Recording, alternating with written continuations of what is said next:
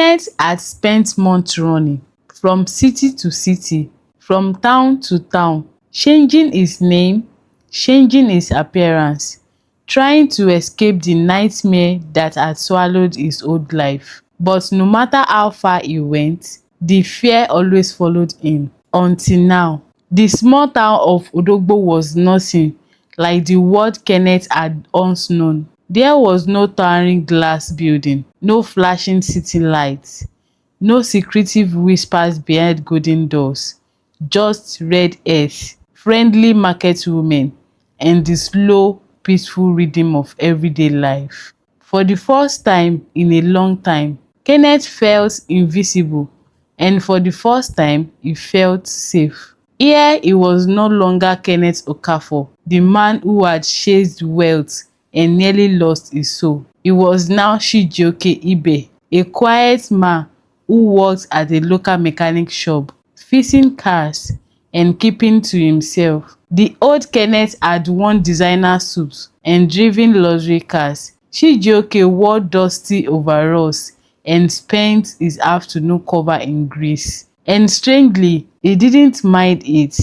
The shop belonged to Papa Jide, an old mechanic with a booming laugh and a love for storytelling.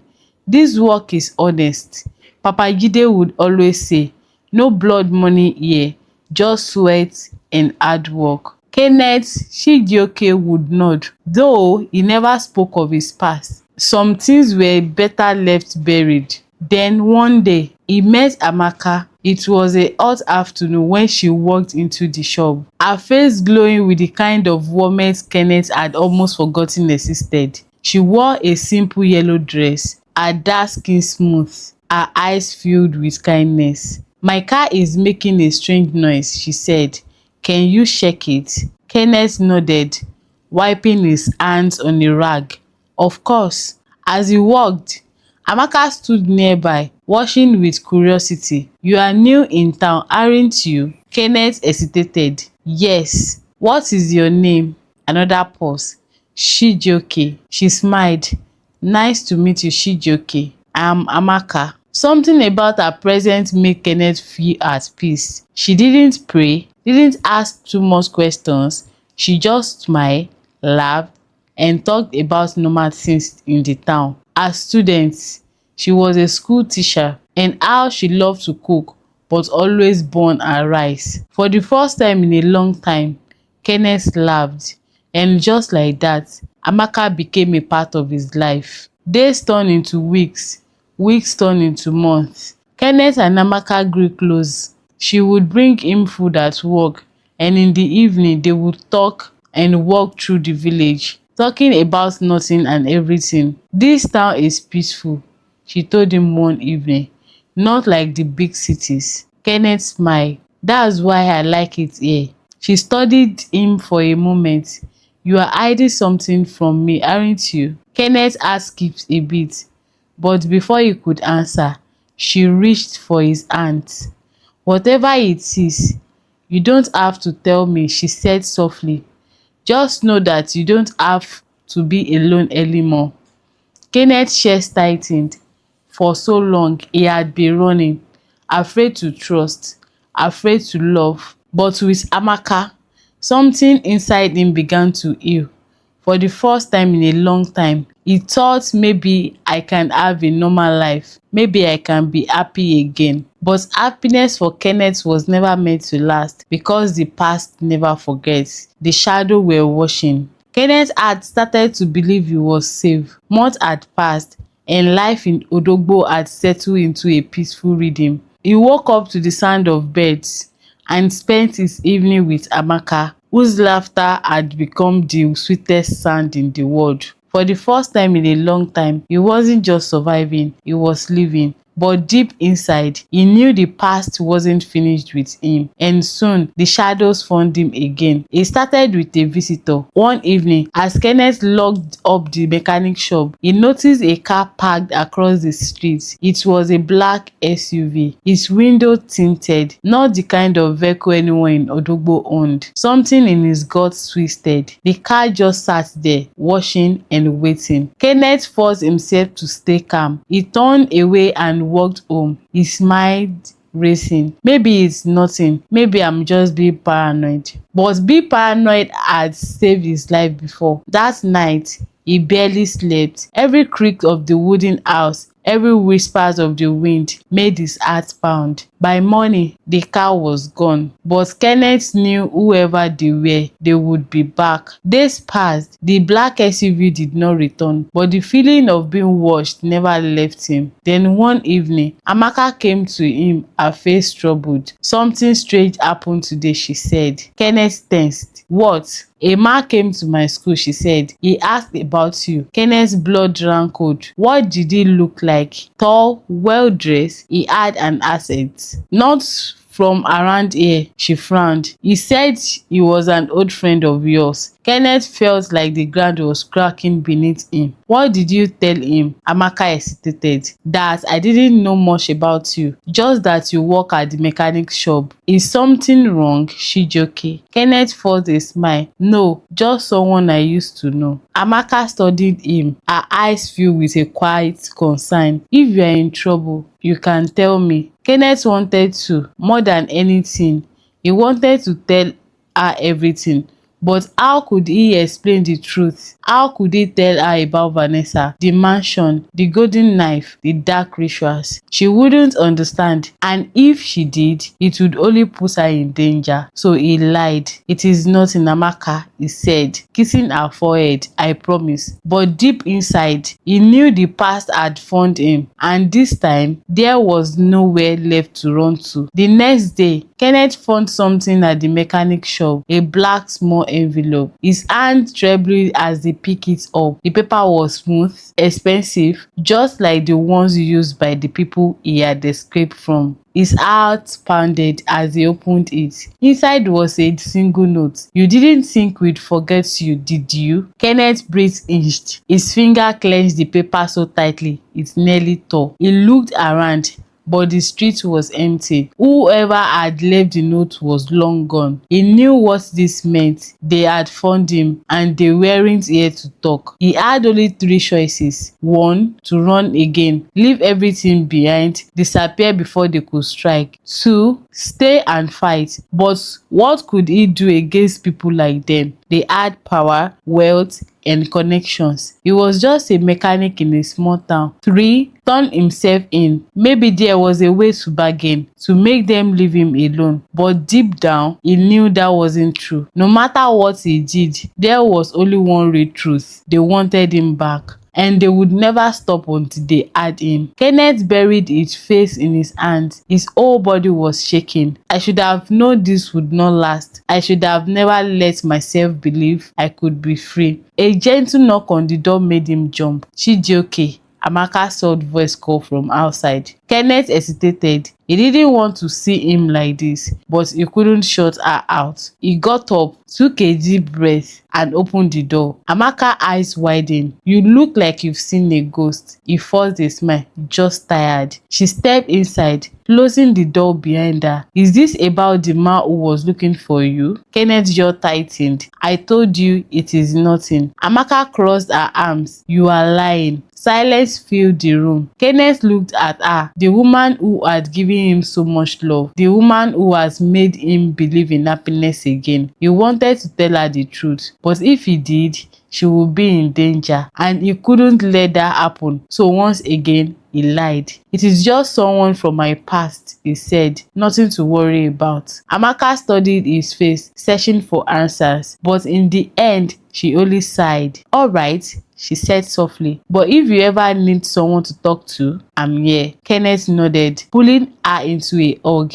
He held her close, memorizing the warmth of her body, the scent of her skin. Because deep down, he knew this peace was about to end, and soon, everything he loved would be torn apart. Kenneth should have left that night, but he didn't, and by morning, it was too late. The first attack came when he was walking to work. A motorcycle roared past him on the dirty road, and before Kenneth could react, something small and dark hit the ground near his feet. Boom! A small explosion rocked the air, sending dust and smoke into the sky. The blast wasn't big enough to kill him, but it was a warning. Kenneth hit the ground, coughing, his ear rang. But the dust settled. He saw a small black envelope lying on the road. With shaking hands, he picked it up. Inside was another note. You can't run forever. Kenneth's heart pounded. They weren't just watching him anymore. They were closing in. Kenneth didn't go to work. He ran straight home, bolted the door, and sat in darkness, his mind racing. He couldn't stay here. If he did, Amaka would get hurt.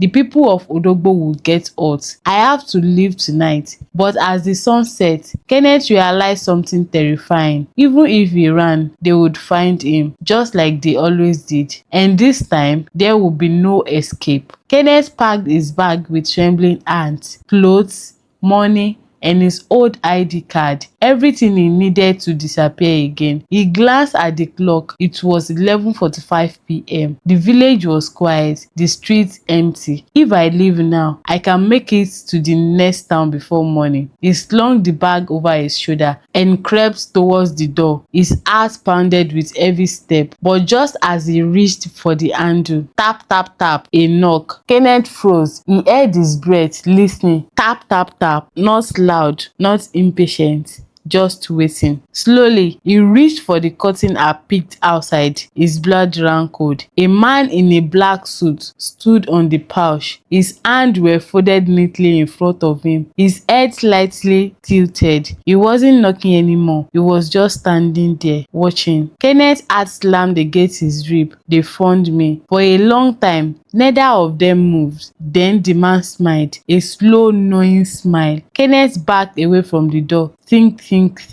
He couldn't run out of the front, the back door. No. What if there were more of them? His only chances was to hide. He darted towards the bedroom and crawled under the bed, pressing his body against the cold floor. He barely dared to breathe. Silence. Then, Kenneth bit his lip so hard it tasted blood. The door cracked open. Footsteps, slow and deliberate. They were inside. Kenneth shut his eyes. Please don't find me. The footsteps moved through the house, pausing in each room, searching. Then they stopped right beside the bed. Kenneth's entire body locked up. For a second, there was nothing, just silence. Then a hand reached down. Kenneth kicked. His foot slammed into something solid, and a grunt of pain followed. He didn't wait. He rolled out, grabbed the nearest object, a wooden stool, and swung. Crack!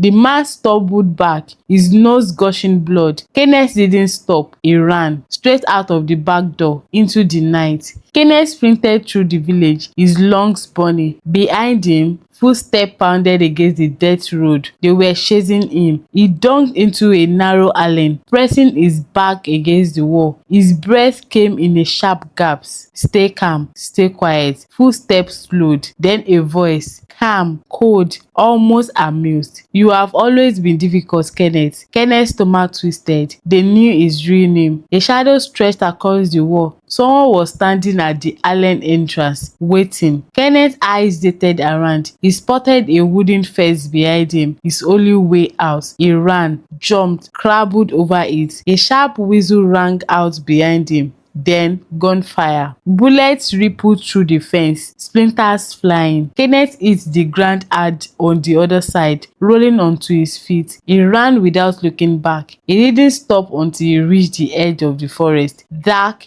deep, full of dangers, but safer than the village. He plunged inside. The forest swallowed him. Branches scratched his arms. The sound of pursuit faded behind him. Kenneth kept moving, deeper and deeper, until he saw her. A woman standing in a clearing. She was barefoot, dressed in white, her long hair falling over her shoulders. She smiled. You are late. Kenneth skidded to a stop, his breath caught in his throat. He didn't know her. She knew him. And somehow, she had been waiting. Kenneth's chest rose and fell in sharp gasps. His leg ached from running. His hand trembled. Yet the woman in white stood there, calm, unbothered and expecting him. Who are you? His voice came out hoarse, barely A whisper. The woman tilted her head. That's not the right question, Kenneth. Her voice was smooth, almost hypnotic. Kenneth took a step. Every instinct screamed at him to run, but his body wouldn't move. Why couldn't he move? The woman took a slow step forward. The right question is, how far are you willing to go? Kenneth's throat tightened. Go where? The woman smiled. To be free. The word sent a chill down in his spine. I don't know what you are talking about, he said, forcing his voice to be steady. I just want to leave. The woman's eye darkened. You don't just leave, Kenneth. Something in her voice made his skin crawl. You think running will save you? She took another step closer. You think they won't find you again? Kenneth swallowed hard. She's right. No matter how far he ran, they will always be the one behind. The woman reached into the fold of her dress. I have something for you. Kenneth tensed. She pulled out a small black book. Kenneth frowned. What is that? She said, a way out. Kenneth didn't move. The woman sighed. Inside this book is a name. One name. If you write it down and sign it, you will be free forever. Kenneth stared at the book. It was small, leather-bound, innocent looking, and yet he felt as if something alive was inside it, waiting. The woman smiled. One name, Kenneth, just one. Kenneth hesitated. His finger twitched. He couldn't end this nightmare. No more running, no more fear. But at what cost? His voice was barely above a whisper. What happened to the person I write? The woman's smile didn't fail her. That's not your concern. Kenneth's stomach twisted, just like before. His mind flashed back to the mansion, the black chairs, the golden knife, and the lifeless child. He shook his head. No. The woman's eyes flickered. No. Kenneth stepped back. I won't do it. The air around him grew thicker. The woman's expression darkened. You are making a mistake, Kenneth. Kenneth clenched his fist. I would rather die than become like them. The woman sighed, shaking his head. So dramatic. Then she dropped the book, and the ground splitted open into the dark. Kenneth barely had time to scream before the earth swallowed him. He fell into nothing. His body spun, weightless, surrounded by shadows. Whispers slittered around him, crawling into his ears. Then he hit the ground. Pain shot through him. He groaned, rolling onto his side. He was in a room, dark, ancient, lit only by torches. And he wasn't alone. A chair sat in the middle of the room, and in that chair, Vanessa. Kenneth breathed caught. Vanessa? She lifted her head. Her eyes were swollen, red. Her hands were bound. Kenneth, she whispered, I tried to warn you. Footsteps echoed. Kenneth stunned. The old man from the mansion stepped out of the shadow. The same silver hair, the same calm smile. I told you, Kenneth, he said smoothly. Nothing comes for free. Kenneth's hand clenched into fist. The old man stepped closer. This is your final chance. Take the offer. Write the name and you walk away. Kenneth's entire body shook. His eye darted to Vanessa. She was pleading with him. Please, Kenneth, don't make the same mistake I did. Kenneth's heart pounded. The book appeared in his hands. His fingers trembling. One name, one signature. Vanessa's voice cracked. Don't! Kenneth squeezed his eyes shut. His mind raced. If he refused, they would never stop haunting him. But if he accepted, he would never escape. He took a deep breath and made his choice. Kenneth's fingers over the book. His heart slammed against the ribs. One name. That was all it took. He could be free. He could walk away from this nightmare and never look back. But then, his eyes met Vanessa's. Tears streamed down her face. Please, Kenneth, her voice trembled. Once you do this, there is no going back. Kenneth gripped tightly on the book. Wasn't he already too far gone? He lied, stolen, and betrayed him for wealth. And now, He was trapped in the darkness he had once ignored. Could one more scene truly make a difference? The older man watched him carefully, his expression unreadable. Make your decision, Kenneth. His voice was smooth and expectant. Kenneth swallowed hard. One name. He could write a stranger's name, someone he had never met before, someone he would never miss. Or he could write Vanessa's name. A bitter taste filled his mouth. She was the reason why he was there, the reason he almost died, the reason he was being haunted. She had betrayed him first, hadn't she? His hand shook as he raised the pen. Vanessa sobbed filled the room. "Please," she whispered. Kenneth squeezed his eyes shut. Then suddenly, he dropped the pen. The book hit the floor, and with a loud thud, a heavy silence filled the room. Kenneth lifted his head, his voice hoarse but firm. "No." The other man sighed, his expression filled with disappointment. "Foolish boy." Then everything went black. Kenneth gasped as he came to. He was no longer in the underground chamber, no longer with Vanessa. He was somewhere else, somewhere worse. The sky above him was endless and grey, swirling like smoke. The ground beneath him was cold stone, stretching into an empty horizon. And in front of him, a throne. It was made of black marble, carved with symbol Kenneth didn't understand, and sitting on it, the older man. Except he was no longer just a man. His silver hair shimmered, his eyes golden and empty. A shadowed force coiled around him like a living mist. Kenneth's stomach twisted. What? What is this place? His voice came out dry and weak. The man leaned forward. This, Kenneth, is where souls are weighed. Kenneth's body stiffened. What do you mean? The man tilted his head. You refuse the offer. You refuse the power. He smiled. But a debt must always be paid. Kenneth's blood ran cold. He took a step back. I didn't take anything.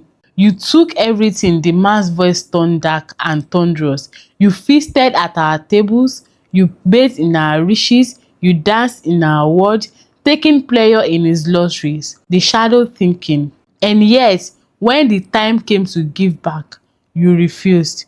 Kenneth shook his head. I didn't know. The man's eyes flashed. Ignorance is not innocence. Kenneth had pondered. He made his choice. He had refused, but now he would pay. The man rose from the throne, his presence looming over Kenneth. There is only one way to settle your debt. Kenneth's throat tightened. What? The man raised his hand.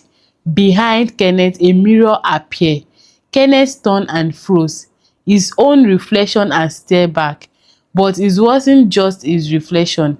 It was a version of him that was older, stronger, wealthier, and powerful.